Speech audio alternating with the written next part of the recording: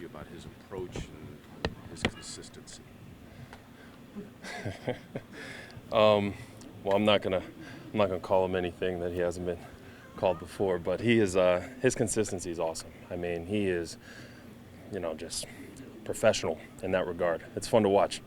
We trust him to go out there and handle business, and he does. I mean, he tells us he treats every kick the same. Do you see that mentality? It's just the same approach, same calm? Yeah, it's like an eerie calmness, right? No, but he's he does it. He does it. He's, like I said, he's a true pro. Does it amaze you that guys can kick from 60 with the consistency? Isn't that crazy? I mean, when I first got in the league, I was like, you were kicking around 50 yards. It was like, man, that's a marvel.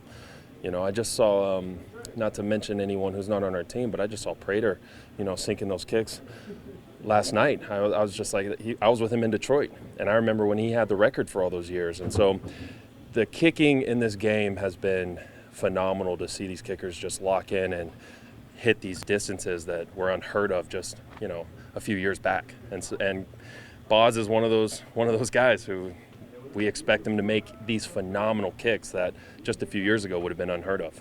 Is the confidence just at a point where it's just, all right, Boz is out there, it's in? It feels automatic. And, he prepares, he puts in the work. And so I just think that preparation breeds confidence. Does that all come from his captain? No, I think it's the other way around. I joke all the time. I'm like, dude, you should be the special teams captain. But you tell him that, and he's like, I don't want any part of that. So I'm like, okay. But he is he's a true pro, and he the way he operates allows all of us to be confident in his performance.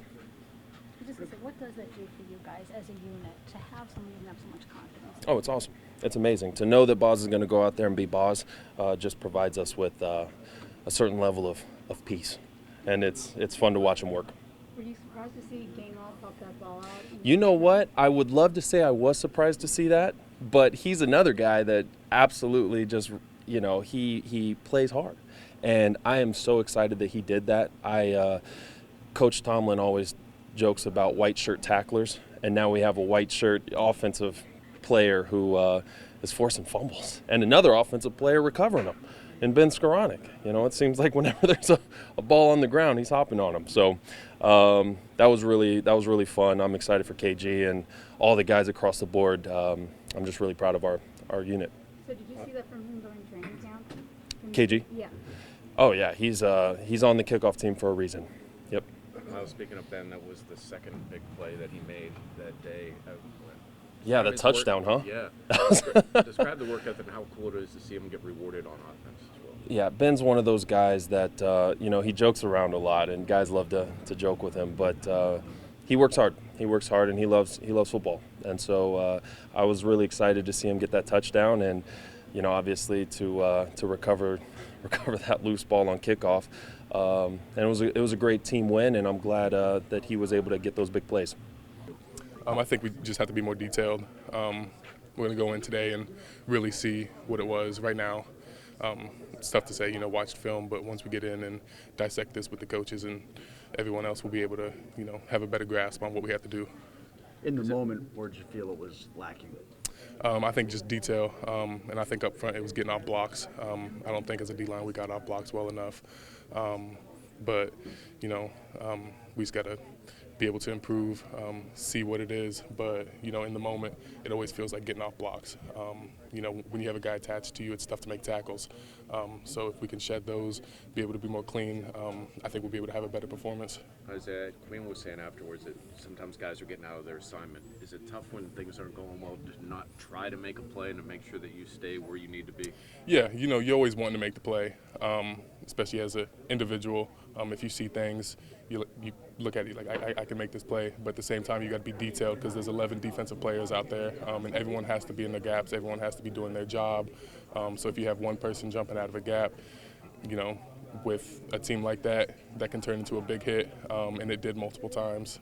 So for us, it's being able to clean that up and making sure everyone's playing together and on the same page. QB option was something that hurt you guys late last year and hurt you guys again Sunday. You guys were able to overcome it, but what do you guys have to do better there? Is there an urgency that you guys feel to fix that, knowing that you guys got like Josh Allen and Lamar Jackson later on? Yeah. There's a lot of talented running quarterbacks in this league. A lot of teams that run that scheme. So for us, we got to get that dialed in, and that's just, figuring out who needs to be where, who's attacking the runner, who's attacking the quarterback. So we'll get that detailed. But there's lots of good running quarterbacks in the league, so we got to get that right. Did you think that through camp and then through practices in August that you had made strides in that regard, and you're a little surprised that it wasn't further down the tracks than what it was in week one? Yeah, when you go through training camp, you're working on everything, and you hope that you have everything right. But sometimes the first game comes, it's not where you want it to be, and it wasn't where we wanted it to be. So we got to go in and clean that up. But for us, it's learning from yesterday and moving forward. Say you play special teams, does it ever get routine what Boswell does or is able to do? Boz is just a beast. Going out there to protect for him, he's automatic. So that last kick, I'm running out there. I'm pretty sure everyone had the same feeling. If we protect for this dude, he's going to make it. And that's how it's been for me the last 4 years. He's just a special player. It's good to have him out there. Is it that he's calm? Like, what do you see from him that really stands out? I mean, he is calm. He's always calm, even keel. But, he knows how to do his job. He knows how to do it well. But great dude. Glad he's on our team. You would think that guys might come here, like on the defensive side, be a little upset. But, we know we could play better, but we came out with a win. It's hard to get those wins in this league. What was the experience like playing in your first game as a Steeler, and how did things go in the back end in terms of communication, everything like that? I feel like the experience in general was great, especially with the fans. I didn't think it was going to be that many Pittsburgh fans out there, if I'm being honest. It was half and half. Whenever we made a play, it just sounded like it was the Jets fans clapping, but it was our fans. So it was great, and being able to play for an organization like this, going out there and make some plays and come out with a win was great. Just for the safety part of it, it sucked because we, lost Deshaun early in that game, but it was fun for me because I'm used to being that deep safety in this defense, and then when Deshaun went down, I get to get closer to that line of scrimmage and make a lot more plays down there. And I even told him it was a little different, but I actually enjoyed it. It was fun being down there. But the energy was electric. Like I said before, we got a lot of things we got to work on already on the defensive side, and I just feel like we might have not been prepared, for a running quarterback because we've been seeing a guy like Aaron, all camp where he's not really using his legs to try to beat us. And then the first game of the year, you come out here against a guy that can run a 4.4. It just adds a little bit more to the game. And next time, I just feel like we'll be prepared for that. Juan, how do you feel like you guys adjusted when Elliott went out, and then what would that adjustment be if he's going to be out here for a couple of weeks? I think it was very professional, I don't feel like anybody panicked. Chuck came in. Well, actually, it started with me and Jalen back at safety at first, and then I think Joey went down, and that put Jalen at corner, and then Chuck came in the game, and I just felt like everything was professional. Nobody panicked. Everybody came in and did their role and played very well. When you guys went back and watched the tape, what were some of the biggest things that coaches were harping on you guys about? We really haven't had time to watch the tape yet, so we'll figure that out a little bit later what they're thinking about later on today. What were some of your thoughts or observations about the defense? Obviously you got the win, but there's always correctable things within that win. Definitely, we were getting gashed in the run game. That was very obvious. I just feel like that's something that we have to work on. It will be something that we'll emphasize this week. But I'm not really panicked at all. I don't think no one on the defensive side is panicking. Not one bit. People outside the building might be a little worried because I know we threw some stuff out there early in camp talking about how this defense can be one of the best, but it still can. It's week one. We just finished the first game. That was our technically second time playing with each other, playing all together. But I'm excited. It's going to be fun, and I think we're going to make a lot of plays. We were talking to Isaiah before. He was saying that from the defensive line standpoint, they've got to do a better job of getting off blocks and figuring out some finer points and details. Mm-hmm. From the second and third level, what do you guys need to do better to help out in the run game? Reading our keys, getting to the ball a lot faster. You can't always rely on those guys up front to make every single play. So if they don't make it, we got to be there to, eliminate those explosive runs. Instead of them getting, 10 to 15 yards, maybe keep it down to 5 to 8 yards and things like that. So just reading our keys and being more disciplined. Juan, you mentioned the fans. Was the Mhm. experience with you guys, obviously until the injury, was it what you thought it would be with the veterans in the defensive backfield? Oh yeah, I mean it was unbelievable. Like it was fun. Like me just looking around, being new, just seeing those guys out there play, it just made me happy. Like we've been working all camp to get to that point, and it was exciting. I had a lot of fun, and like I said, with Deshaun going down, it kind of hurt me. I'm like, we just got started. Like we really ain't even had a chance to really play next to each other, and he go down pretty early. But I hopefully the injury is not bad, and he'll be back out there with us very soon. Coach Tomlin mentioned after the game that, like, the night before he had a talk with everyone, he was saying, like, once you play one snap, you're a Steeler. Mm-hmm. What stuck out about that message to you guys, and how do you feel like some of the new guys, including yourself, responded to that? I mean, I think everybody loved it. Like, I have so much respect for him. It's just like it shows that he's like a true players coach. Like whenever we want, he's gonna make it happen. And when he said once you play one snap, you're a Steeler, like I can feel that because he's been treating me as if I was a Steeler since day one. He didn't change up not one bit, and I think everybody, all the new Steelers appreciate that. Well, there might be some other teams in the leagues that have had issues with kickers. What do you feel about having Boswell as your teammate and guy drilling from 60 there? I'm gonna be honest. When I saw it, he was touching that logo. I was like, "Ooh, that's a long field goal." But then I've been watching him for a while, and he just, you can see a kicker sometimes when they go out there, they're a little nervous and not really sure if they're gonna make that field goal. But he walked out there with so much swag and just he was too confident. I was like, "There's no way he's missing this field goal." So it's great, when you can, get the ball on the other side of the 50, you can be confident with a guy like him that he's gonna put it through there. How close were you to picking off that pass? Oh, I'm pissed off. Don't bring that up, man.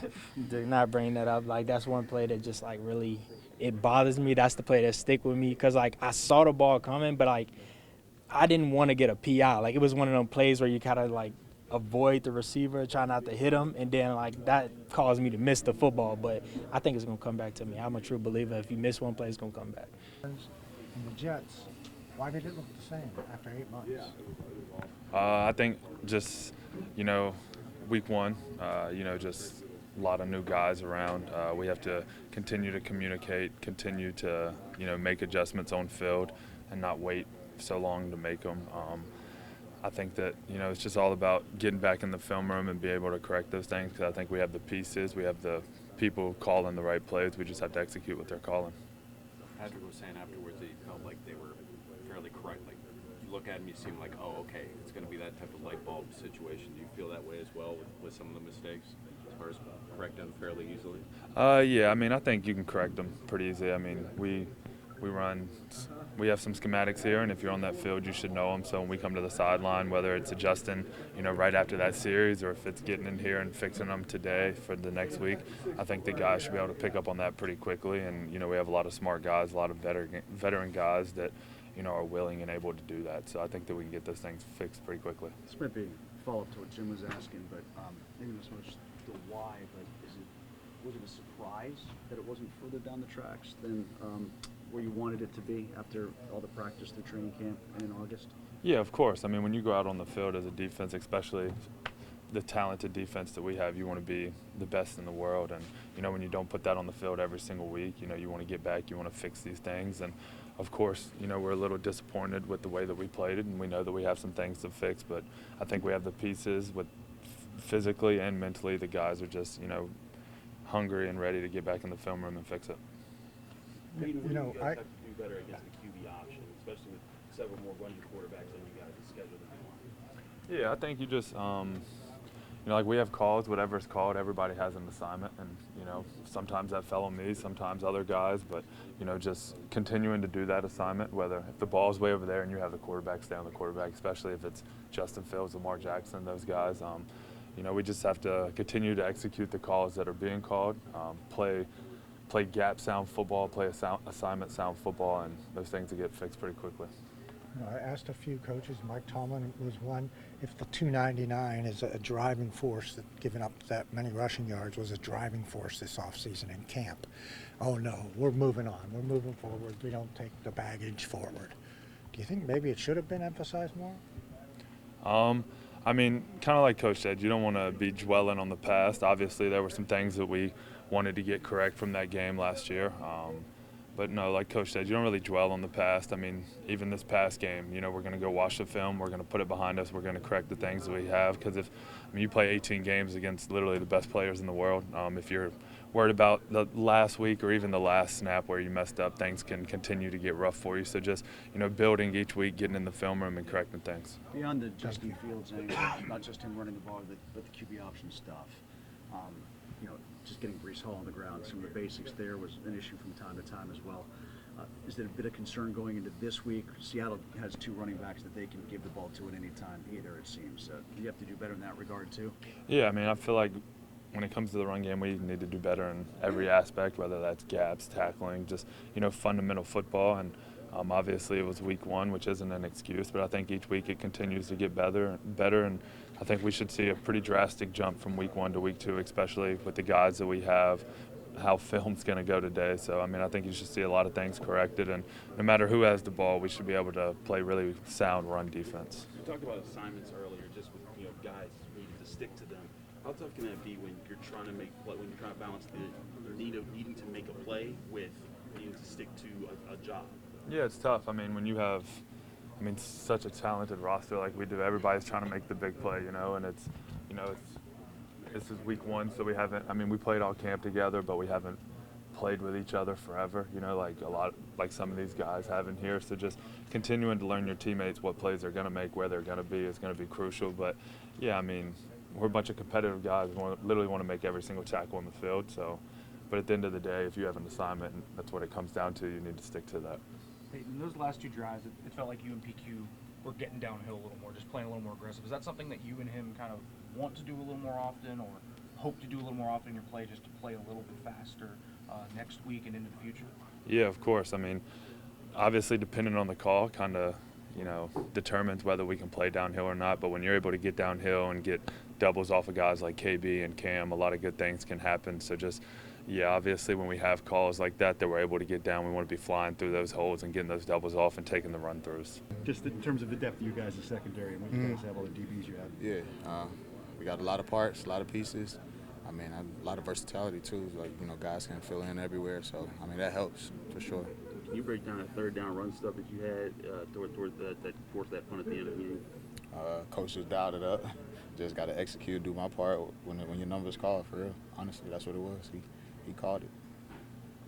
Guys, good? What do you guys do in the 2nd and 3rd levels? We were just talking to Loudermilk earlier about what they got to do up front to help the run game as a collective. The secondary, safeties in particular, how can you guys help in that regard? Tackling, run to the ball, swarm the ball. We take away the run, we make them one-dimensional. Anybody, you know, but just tackling and running to the ball. Was it, that last drive was kind of the first time you got them one-dimensional purely all game. Did you feel like that result is pretty indicative of what you can do when you get teams one-dimensional? Yeah, I think just the way we started calling it there, you know, just to try to take that away so we could get them to do what we wanted them to do. But, like I said, we know what we can do. That's game 1, and, that's not an excuse or anything. But, like I said, we can build from there and get better.